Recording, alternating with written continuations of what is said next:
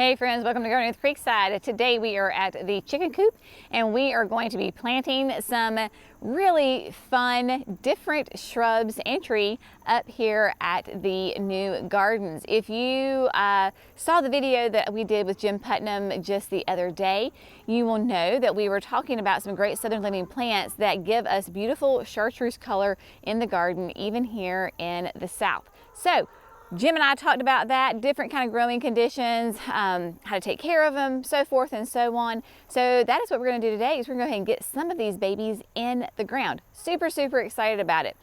Let me show you what we're going to do and where everything is placed. Jerry has run to go grab me another bag of biotone and some land and seed because we're going to use that as we plant. I've gone ahead and placed the plants in the place that they are going to go. So we'll just start here with Forever Goldy. Forever Goldy is going to give us nice chartreuse color, evergreen throughout the year.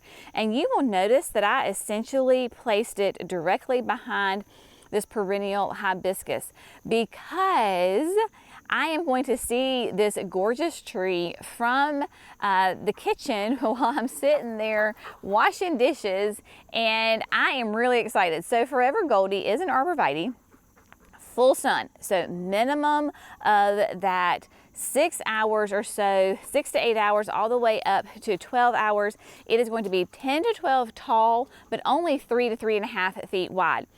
So that is why I've placed it here, because if you will remember, we do have a cherry tree and then an elm right here. Let's see if we can get everybody in here. So we have the elm and then the cherry tree, and then here we're going to have Forever Goldy. Nice and straight and columnar, so it'll be a totally different habit than the other two trees. It will be that really nice, rich chartreuse color, very bright.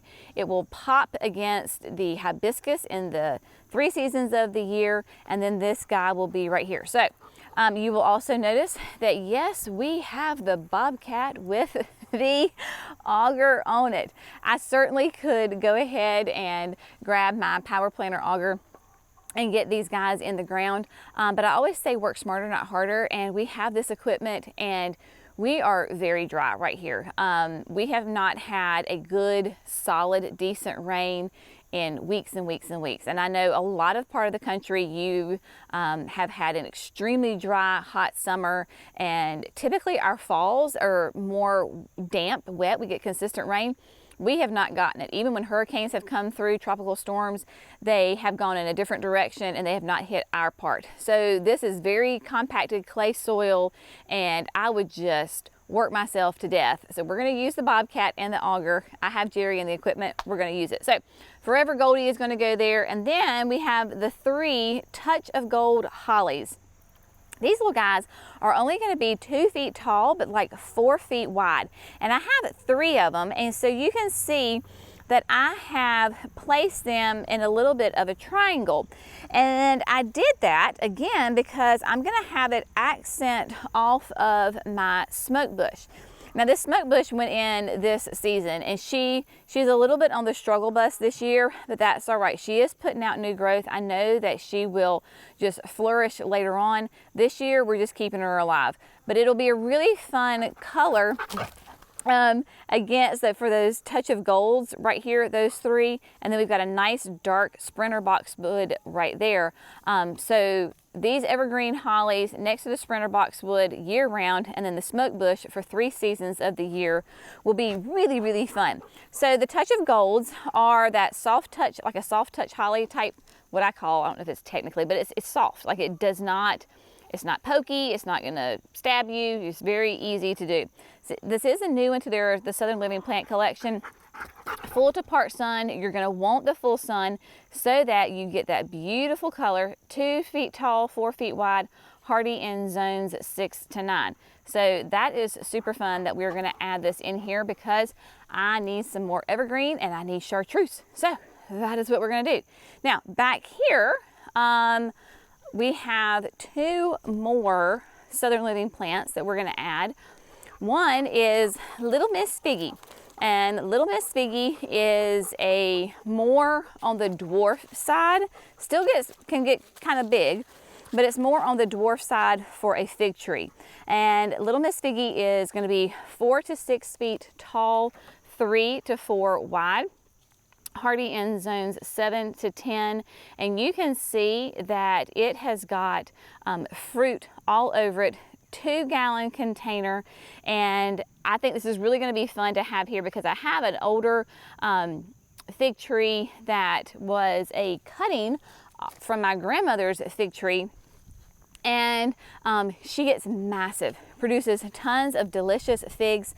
So she is actually right over my shoulder right here, and I didn't want to put 2 fig trees right beside each other, so we decided to put it up here.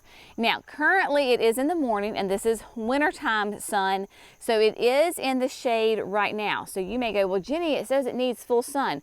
Trust me, it is going to get the 5 to 6 hours at the minimum that it needs, but it will be fun to kind of like let it fill in this area. And this whole area right here, we're going to grow and develop throughout the seasons and the years that come. But that will be a nice addition right there. Give me some good, delicious fruit and fill in this corner. And then the last one we're going to put in the ground is the deciduous azalea. And this is so much fun. This is Solar Glow. Solar Glow is a bright, bright orange, has larger, more showy blooms. It's going to be full to part shade, full sun, part shade, 6 to 8 tall, 4 to 5 wide, hardy in zones 5 to 9. But man, she is going to be a looker. So we're going to put her right here as well. Now, this is a deciduous azalea, native azalea. That is what you'll also hear them called. But yes, in the fall, winter, she is going to lose her leaves, and then she will produce beautiful flowers. It's interesting because it looks like she has some buds on her right now. We shall see if it does in fact bloom this year, but it's supposed to bloom in the spring. I'm thinking that it's putting on buds because it got pruned at the different time of year. Now we have one more little fun project that, so when Jim was here, we were talking, and Miss Figgy is perfect for going in a container because it is that nice compact fig that responds really well to being in a constricted environment. And so he was telling me that it makes a great, great container plant. When Southern Living sent us these plants in the spring, she sent me 2 little Miss Figgies.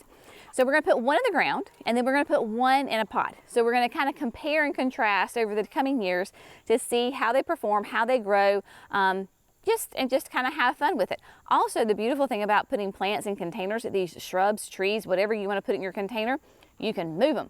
So I right now have it in one spot, but if we decide later on, either 1, she's not performing well on the spot, or 2, I just want to move her because I want to put something else there, you just pick the pot up and move it. So it makes it really, really easy. Now, this Miss Figgy is on the struggle bus for sure. That is why I chose her to go in the pot. So first, let's do this. Okay, I've got my Proven Winners potting soil that we're going to use. I've got a nice big Michael Carr. This is just a traditional pot. It is not an aqua pot. You can see that it's got that hole down in the bottom. It can stay out year round. So that's right, Brenda. Good girl. She's kind of like my little Vanna White. This is probably going to be, as far as the size, this is going to be, let me see if I can look at the container and I can tell you. This is basically a 19-inch egg planter. So the Michael Carr 18.9-inch egg planter in full volcanic brown. So that 18 inches, 18.9 would be all the way across, and it's probably roughly about the same height as well. Miss Figgy is going to think she has just died and gone to heaven because she's currently in a 2-gallon pot, and y'all look at her. Is she not pitiful? I mean, she is. But interesting, there's a couple of great takeaways that I look at this plant. So one, this is a 2-gallon pot. It's been on the shrub lot, very, very hot conditions. She has literally 2 leaves on her. 2 leaves on the whole plant, but she has got 1, 2, 3, 4, 5, 6, 7, 8, 9, like 10, 11 pieces of fruit on her. Now, they're pretty hard. They're pretty firm. Probably don't taste very good right now. but it still produces fruit even under stressful conditions. Now, I am not afraid to plant this. I don't think she's dead. You know why? Because right here we have got beautiful new growth popping out all over this plant. And so there's some back there. When I put her in, she is going to be very, very happy. That is why I chose to put this one in the pot, because it was, quote, in worse condition than the other one. And I think this will perform the best in the pot and get the best response to it and bounce back. Clearly we're right here at the chicken coops. And so somebody may have just laid an egg. Y'all wanna go check? Let's go see. So they call it the egg song. So when, and I got a couple of them in here. All right, let's do this. I have no idea what we're gonna see in here. Let's see. Oh.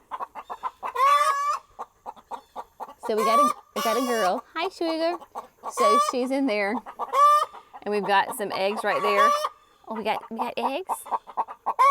Oh, we do have some eggs in there. Oh my goodness, look at that. Thank you. All right, so if y'all hear some, clearly, oh bless her. No, we're not gonna get broody. So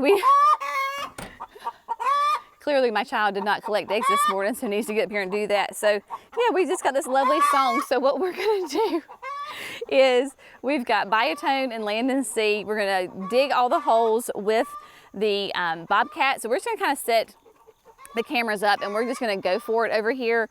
Set the cameras up. Nothing special, y'all, right? So because we have the nice big auger, it's really going to give some good aeration to the soil, loosen it up. We're gonna throw in some biotone, and then I may put a little bit of land and sea in the hole. Probably not. I'm probably just gonna top dress with the land and sea. That's kind of my normal mode of operation. And then with all of these plants, because this is really thick, heavy clay soil, we're gonna plant the shrubs about 1 inch above ground level. So the root ball will be sticking up about 1 inch. That way, whenever the rains do come this fall and winter, the water will shed away and not pool around the crown of the plant and rot it out. So that's what we're gonna do. We're gonna knock it out before the sun hits here and gets a little too toasty for us. So here we go.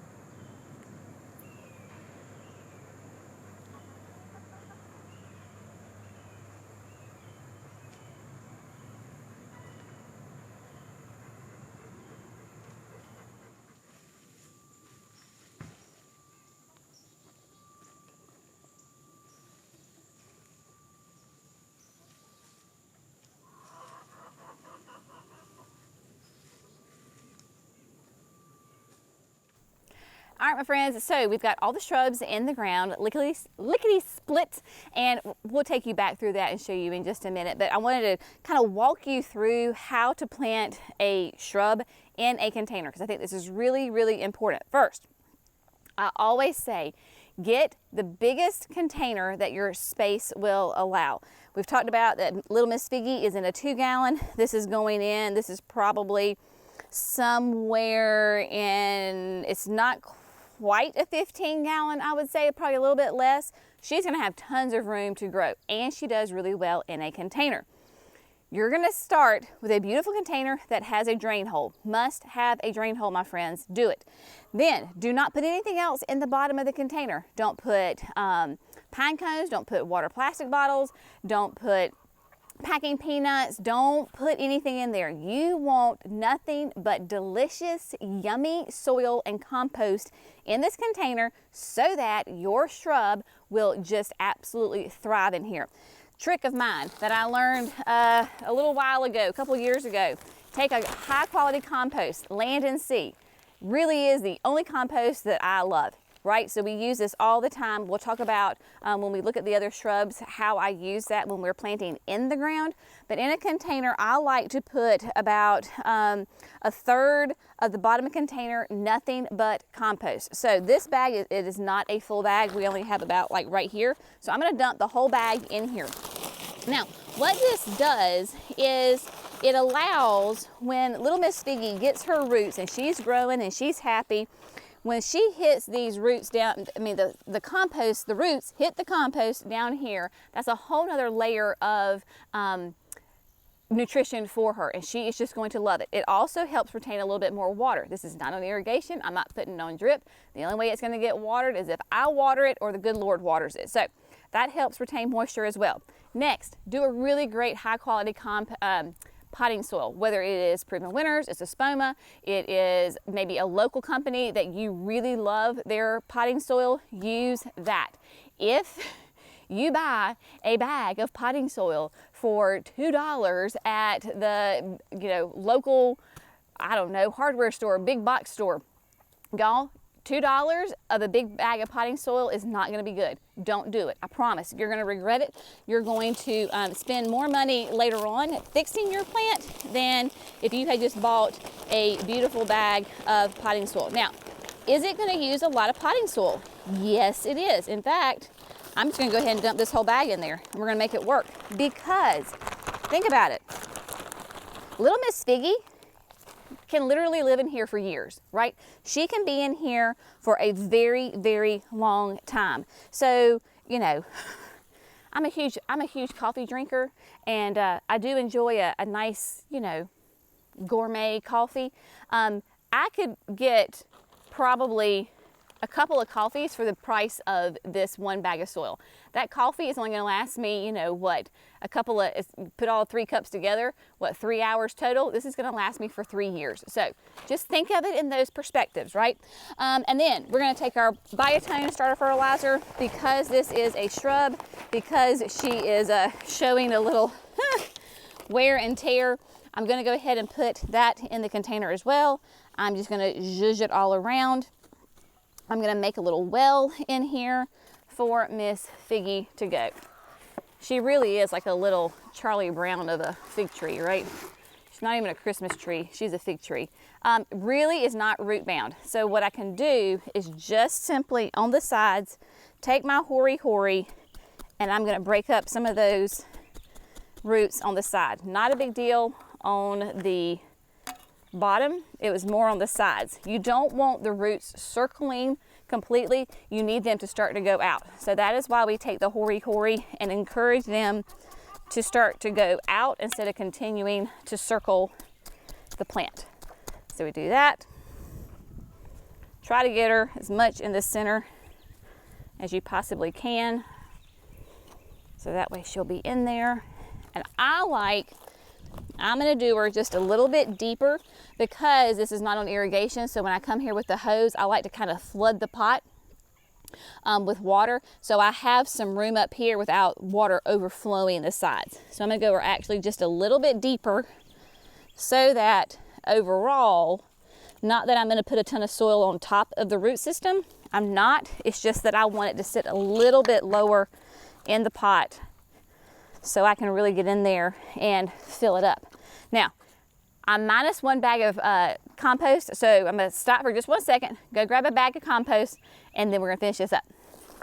All right, so Jerry filled me up with some compost, and you notice that I'm taking it off the top of the root ball. You don't want to, whether you have clay soil or not, you do not want to add soil on top of the root ball. The plant has to breathe. The roots have to breathe. So we want to make sure that we, yes, soil can get on there. Just go back and just shake it off. It'll be all right. So she's all tucked in there nice and neatly. Got a little bit of compost right there. There you go. We're going to get her watered in really well, and we're going to get everybody else watered in, and then I'm going to walk you through and show you where everybody is and explain exactly how I planted them in the landscape and why I did what I did. So meet you back here in just a second. All right, my friends, everybody's planted, everybody's watered, everybody is good to go. Happy, happy, happy plants are they're gonna be so glad to get out of those pots. They have been living in those pots since late winter. So it is better late than never, right? So they're in and they are ready to go. Remember, fall is a great time to plant. Why? Because the soil is still warm, the temperatures are eventually starting to go down. Typically we get more rain. It's been a little dry for us, particularly this fall, but that is okay because there was only some areas where I was doing the fig and the azalea that the soil was really dry. Down here in the more exposed areas away from those trees, the soil was naturally more moist. It's just when you go under the trees, those roots are going to soak up some water. So we'll definitely have to keep an eye on those guys because of the trees and competing for water. So just to give you a little idea where everybody is and how everybody looks. Of course, our sweet little Forever Goldy. I am so excited because I don't know, I think you can see the house, and there's a window right there. That is where the kitchen sink is. And if you are an adult, you probably spend a lot of time washing dishes and so forth. Spend a lot of time at the kitchen sink. So I'm really excited to see this one just shoot up, be more columnar, that really nice bright chartreuse color. Jim says it can do that full sun. It is more drought tolerant. You do not want to put this in a wet area. I know sometimes it's hard to see on camera. Brenna is giving it her seal of approval, but this is on a slope. So the water will shed away from here. Therefore, it should do really, really nicely here and get a good height and be really pretty, especially I can't wait until like next summer when the hibiscus is bigger and in full bloom. It will be gorgeous. And then of course, our 3 little touch of gold hollies. Already they are popping, right? So when you have a garden and you're designing a garden, you want to think about color contrast. How can we put plants together, pair plants together where they will accentuate their neighbors? So that's what's going to happen with these touch of golds. Yes, the smoke bush is a little thin right now. Again, I'm not worried about it. It does have new growth. I can see that nice bright growth right here. She just needs a winter to let those roots grow, and then she'll be happy next year. But having the dark foliage with the bright chartreuse with the touch of gold, and remember these will be 2 feet tall, 4 feet wide, so they're really going to spread in there quite nicely. And then yet another shade of green, a different color, is of course the Sprinter boxwood. So those 3 right here, when you look at it nicely. Now, as far as a planting goes, you will have noticed that, of course, we dug those nice big holes with the Bobcat and the auger. Everybody got a nice healthy dose of Biotone starter fertilizer. I always use my Biotone because it is a starter fertilizer. Specifically targets healthy root growth. As one of you sweet viewers said the other day, I love this because I always say, like, you have healthy roots and you have a happy plant, and they said happy roots, happy shoots. And I love that. So happy roots, happy shoots. So that really does, the Biotone encourages all that beautiful, healthy root growth is what we want. Especially when you're not on irrigation and you're not going to be here babying these plants, which I am not. Next, I took all of my straight native soil, which is that beautiful red clay. It is very red right here. There is hardly any organic material in this red clay. That is why we were very generous with our land and sea, and we top dressed it. So top dress means is that you take that compost and you put it all the way around. Again, don't crowd the crown, just put it in there, and because it will act as a little bit of a mulch right now. We are going to come back and mulch this, so just don't worry about that. But it helps retain the water, and then it slowly breaks down, adds all that great nutrition, all those great vitamins and minerals that we need in our soil. And so that's what it does. It adds that beautiful, delicious organic material back into the soil. I will compost really about once a year. And I find that if I do that every year, and typically we do it before we lay down mulch, right? So before you put down fresh pine needles or before you put down fresh mulch, go ahead and compost. That's a great time to do it. And then as far as fertilizing, we are only going to fertilize this this coming winter going into spring. If you only buy one fertilizer, that slow release fertilizer, then definitely do plant tone. I say it's like the Swiss Army knife of fertilizers. You can get more specific if you want to. Sun's not working with me here. If you want to get more specific, you absolutely can. Obviously, a holly tree would do really well with holly tone, but we do that going from winter into spring. I tell people, think of it as like a bear hibernating. When a bear wakes up from hibernation, he's hungry, right? So he goes out and finds food so that he can grow and get fat and happy through the season. Same thing with your plants. They've gone through a winter dormancy. Spring starts to come, warmer temperatures start to come, longer days are here. They start waking up and they're hungry. So we need to feed them once a year. That is all I do, y'all. That's all you need to do with your trees and shrubs. And the vast majority of your perennials, annuals, can be a little different because they're like teenage boys. You can't feed them enough sometimes.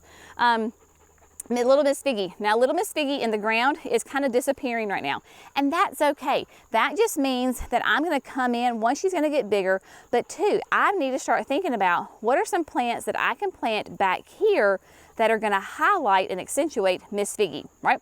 So that's what Jerry said. He's like, she just kind of disappears. All right, challenge accepted. I will find plants to plant around her and put her in there. Same thing, you can see that she has been well watered. Very good. So both Little Miss Figgy and then the Solar Glow were, this is where it was dry because being here underneath those tree roots, they're nice and in here. And then coming on right down, you can see my other collection of pots that desperately need to get in the ground.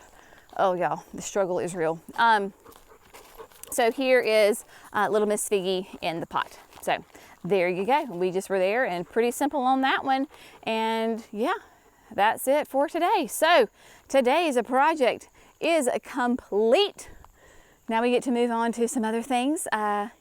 Always projects going on around here. So just get out in your garden, right? If you are, now is a great time to start cleanup. So if you have annuals that are looking sad, like the annuals in front of the chicken coop looking sad because I stopped watering them and it stopped raining. So I'm just like, yeah, all right, you're on your own. So they're starting to look sad, especially the coleus. So I could like pull out the coleus, leave the other things that look good. So just go out there and be selective. Don't leave all of the work for one time, right? That gets overwhelming. Get out there, do a little bit every day, whether it's watering or weeding or pulling out annuals or like your summer annuals or planting some fall annuals and make you feel happy. Yeah, just get out there and have a great time. The weather is slowly changing here in the south, getting a little bit cooler. The leaves are starting to change a little bit, putting on a different hue of green. I love it. My favorite time of year. All right, my friends, we've talked enough. Y'all have a great day. See you in the next video. Bye, friends.